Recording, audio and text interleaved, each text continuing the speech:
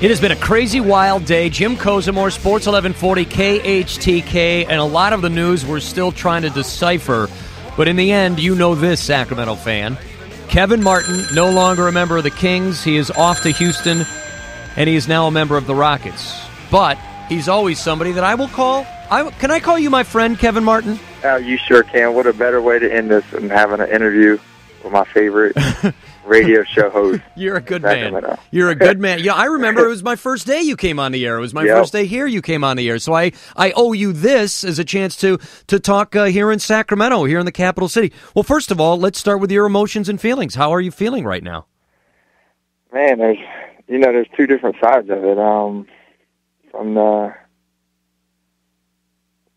connection with the Kings and the community, that part, it's sad. It's a sad day for me and my family just because, Sacramento was the first place that I had my first real job. And just like Corliss Williamson said, I was like a golden child here. And just to see me grow up from a 20, 21-year-old to a man these days, I always hold that special memories with the community and just how much they love me and how much I put forth out there and doing community work. So, it's a sad day in that part, but, another aspect, I think it's time to move on. All right, now that you're moving on, you're going to the Houston Rockets. Let's go back to when you found out about this. When did you first start to hear that something might be going on? Well, according to Hoops, Heights, and Sources, 2 months ago. But realistically, maybe a week ago, but there was just teams out there, that was trying to see what the Kings were going to do, and I was just sitting waiting. And yesterday, actually during the game, Coach was like, "There's something going on, Kev." And he's like, "So you're the main piece, and can't get you hurt." And my first question was like, "What team?" I wasn't even thinking about.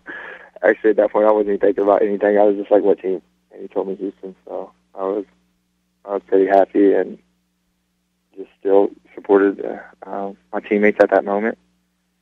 And now that you're going to Houston, your thoughts on rejoining Rick Adelman and Elston Turner and what it is that he knows that you can do? What does it feel like to be going back to somewhat of a familiar situation? It feels great. I'm ecstatic on the basketball end of it. Coach Adelman ranks as, my number one because that was my first coach that took a chance on me. And when a trade goes down like this, the GM, the head coach, they got to make a mutual agreement, and that just shows how he still feels me as a player. But I got a lot of respect towards Adelman and his staff.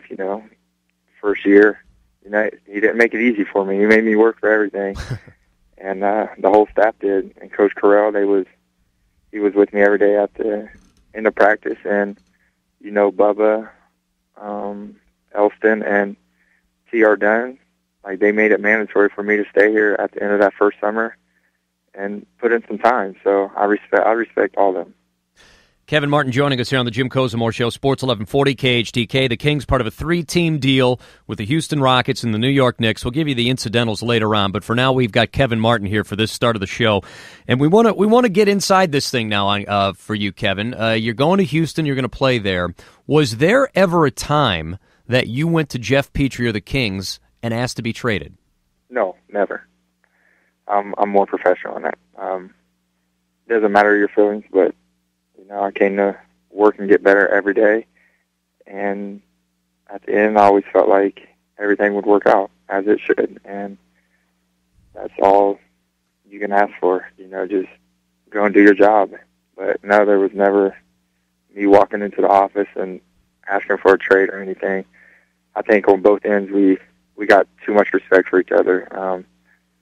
The organization treated me like I could never plan out a better story from day one since I walked in here, and they treated me with loyalty, and I also treated them with loyalty, and I think that's the main reason they put me in a great situation right now.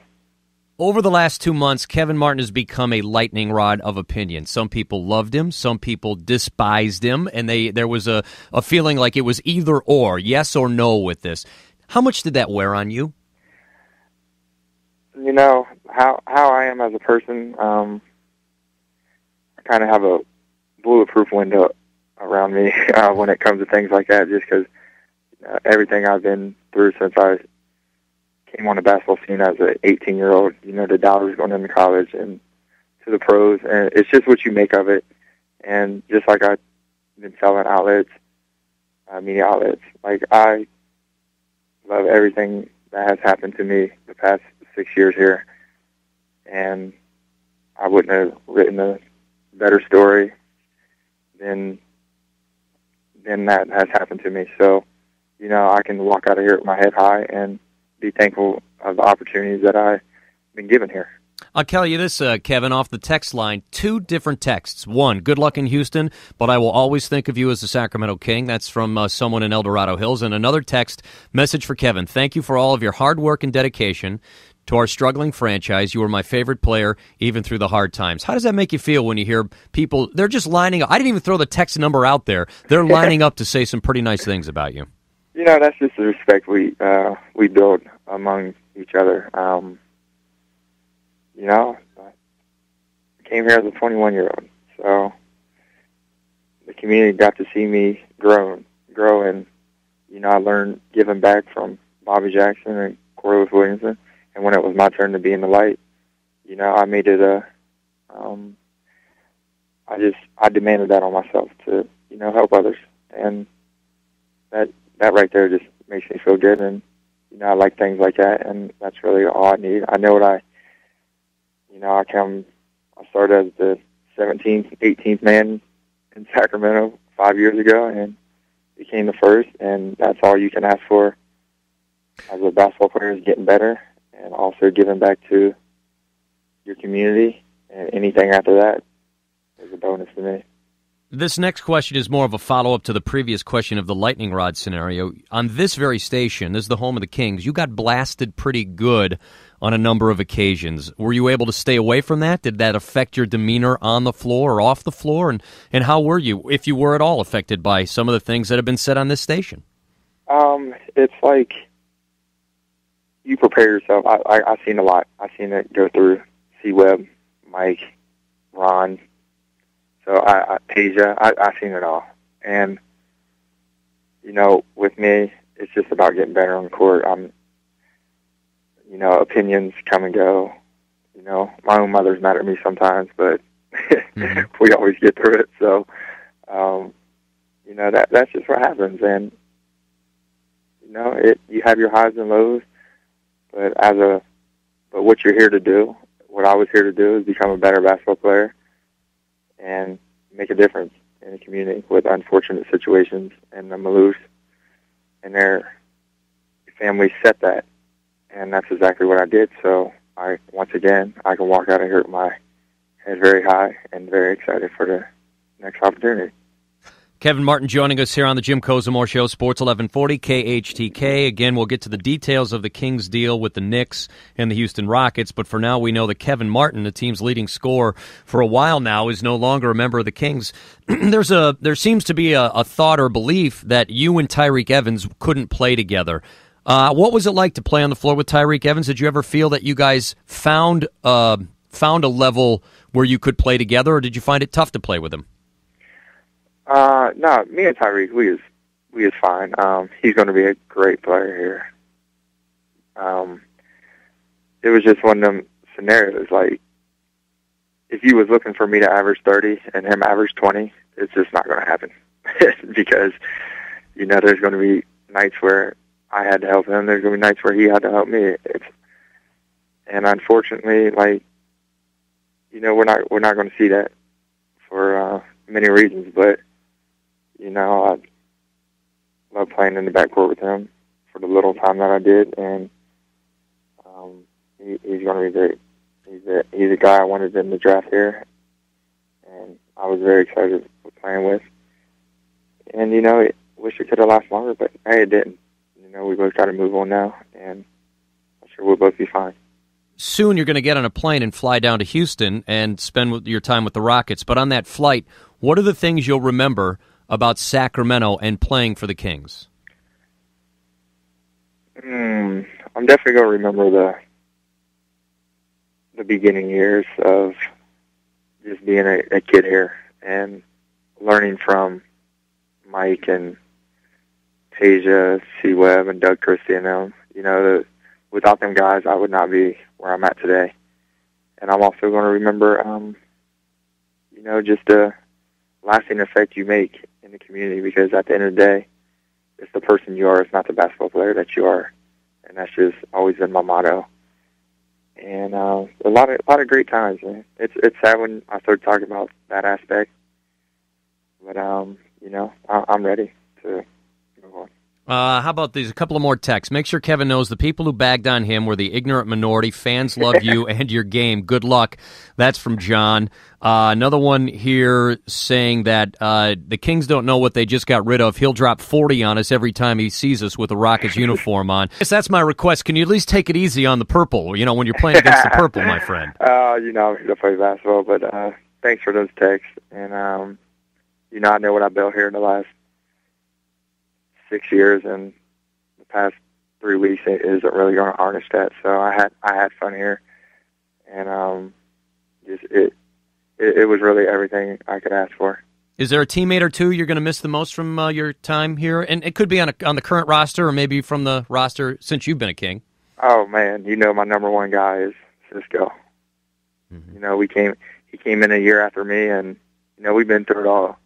We've been through the injuries together. We've been through the coaching changes. We've been through the player personnel.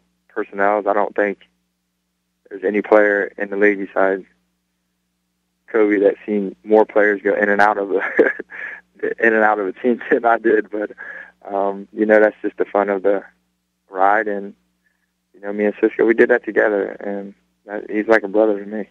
There's a question from the text line, and the fan, he says he's a big fan of yours, Kevin, but he does want to know this. Why did you never take the reins of a leadership role with this Kings team?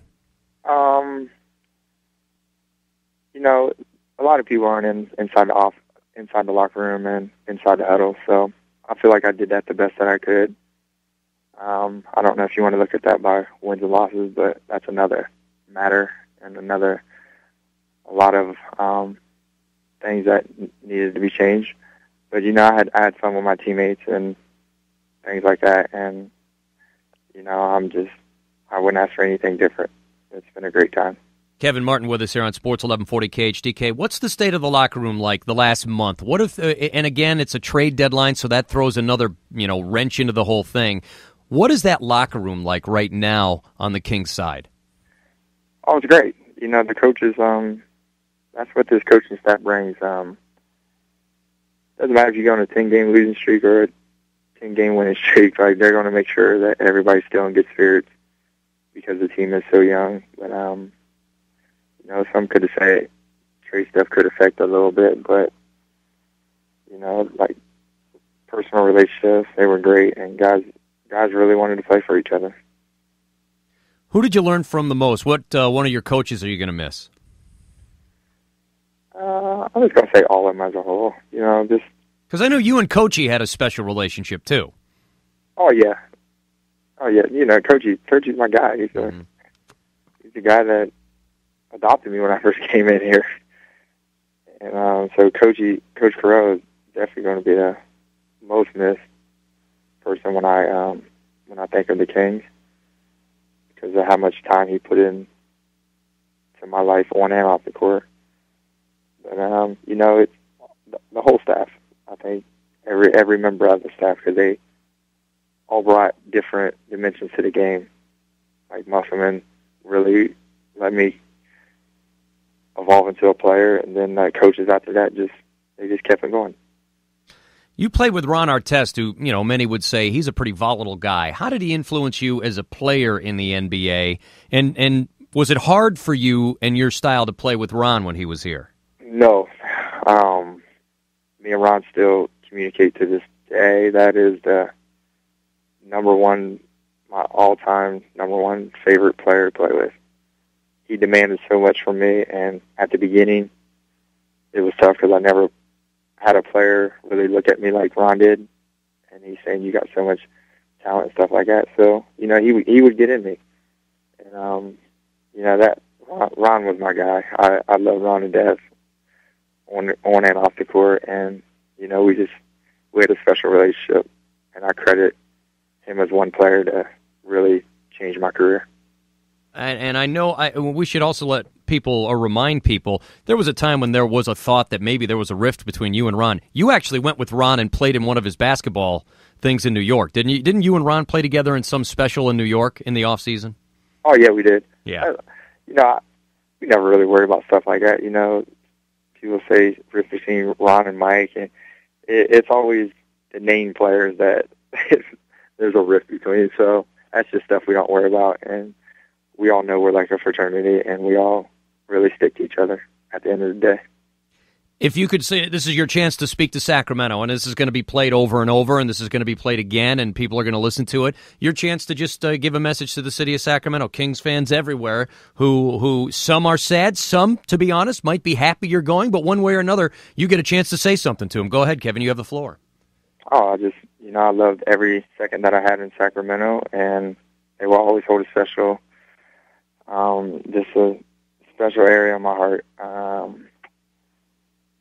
It's a sad day for me, but also on the other side, I know it's a great opportunity for me on the basketball side. But, made a lasting impression on this community with the work and things that I held myself accountable for. So, a goodbye note, I just wanted to say thanks for everything, and sure I'll see you later on down the road. Oh, you absolutely will. There's no question about it. I do have a question here from someone. You mentioned Musselman. Eric was on earlier this week with the Rise guys, and there was something that Eric had said in that interview when he said that there might have been some other guys in that locker room who had some jealousy towards you. Did you ever feel that in the locker room or on the floor?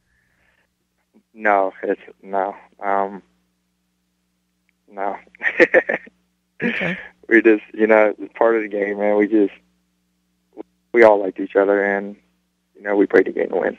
All right, I'll give you that. And then how about this? Now that you're a Houston Rocket, you've been here to Sacramento and you know everybody around the league. What do other players think about Sacramento as a town to come to? Do they look down on Sacramento as a place to come, or do they say, "Wow, what's it like playing there? It seems like it's great because the fans are so behind it." What's the image of Sacramento around the rest of the league? The image of Sacramento is that it's a great place to live because you really don't have all the distractions and things like that, and you can really focus on your career. And they always talk great about the fans, and it's just you just hear a lot of positive things. Not really, unless you find a guy that loves the nightlife scene, because you're not going to get that here. But it's just a lot of positive things, and from my firsthand experience, I agree with everything they said. April 12th is the Kings' final home game of the regular season, and the Houston Rockets come to town on April the 12th. Did you already have that circled on your calendar? No, I didn't even know until you just now told me. Yep. It's the final game this season at Arco Arena, and I know you've got a lot of things going through your mind. I think that's going to be your first chance to come back to Sacramento. Okay, yeah, and I can't wait to get back here. I'll throw some humor out there. I just hope I'm not hurt. It's been a great ride, man. I love everything about this, about my past 6 years. Uh-huh. Another text just came in. People want to know, and a lot of people are just chiming in. They are going to miss you. Are you still going to consider running your basketball camps here? I know you've had some camps here in the last couple of years. Yeah, this is my first experience with all that. But, just like I said, Sacramento, it's like a second home to me. So just have to see how that goes on later on down the road and, explore those options because I really don't know what goes into all that. So, just hopefully I can do something back here, Can you clarify one thing that happened a couple of nights ago? There was that fourth quarter situation because we've heard a whole bunch of different stories on this. Can you just clarify why you didn't enter the game in the fourth quarter 2 nights ago? It wasn't about me not entering the game. It was, I'll give you the rundown. It was a 6-minute mark. Coach said, Kevin, go in. And I go up there, and then most players, when they go back, it's because of timeout. And I was heading back timeout, and the team was starting to roll. I was like, Coach, you sure you don't want to let them play it out? He was like, no, I want you in. So I was like, all right. I was like, that's fine. So the timeout, the game keeps on going on, and we're making a little comeback, and the timeout it usually happens at 6 minutes, and the timeout didn't happen until 3. and Omri just hit a 3 to go at 1. So they made a run, and then Coach looked at me, he's like, let's just let him play it out. I was like, all right, that's fine. So, that right there, that was me just showing respect to the guys fought hard to get back there and make it a game. And, any other time, coaches, if you're down 10 and the second unit is playing great, they let it ride out. And that's what we came to a decision on. And unfortunately, it got a little blown up. But, me and Coach, we was on the same page 100%, and we just knew it was the right thing to do. And you never had any problems with Paul Westphal. Your relationship was a good relationship. Heck yeah, he's a great coach. That's it. I'll tell you. I'm glad that I can call you friend, and I can't wait to see you at the end of, or in the middle of April, I guess. It would be the end of the regular season. Hey, you got a shot at being a playoff guy. What does that mean to you? It means a lot. That's why I think it was just the right time to make a move, just where this team is youth-wise and where I'm at in my career. I used to be the young guy playing with vets, and now I was the oldest starter, and it was just time to make a move and just see how everything shapes up from the Kings to my career. I will tell you something. This is amazing. The number of texts that are coming through here is unbelievable. You're the man, Kevin. We got a great relationship. I know. Well, you know what? You're a good man, and you've always been kind to me, and I think so much of your family, and so I'm going to miss you a ton. But I got my people down in Houston. I was already on the radio in Houston today in a couple of places telling them what a good guy they're going to get, a 20-point-per-game score, and you're going to have a great time in Houston, buddy. You're going to love it. I'm going to miss you, but we'll keep in contact. All right, pal? Okay, sounds good. All right, Thanks, man. You, there you have it. There you have it. That's the great Kevin Martin. I can call him that because he's my friend.